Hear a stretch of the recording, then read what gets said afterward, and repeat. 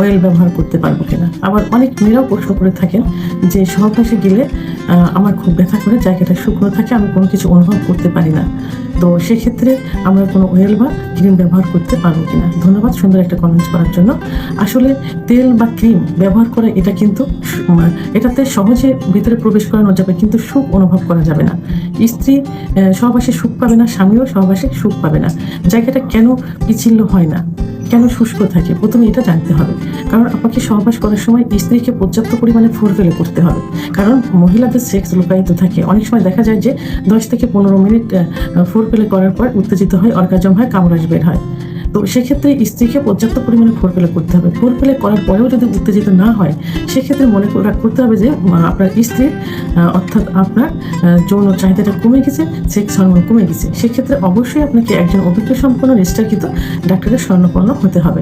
মহিলাদের oestrogen hormone কমে গেলে, প্রোল্যাক্টিন হরমোন বেড়ে গেলে যৌন অক্ষমতা চলে আসে এবং সহবাসে অর্থাৎ ফোরফেলে করলেও অর্গাজম হয় না, কামরাজ বের হয় না, জায়গাটা পিচ্ছিল হয় না। সেক্ষেত্রে আপনারা একজন ডাক্তারের শরণাপন্ন হন, চিকিৎসা নেন, দেখবেন এটা ঠিক হয়ে যাবে।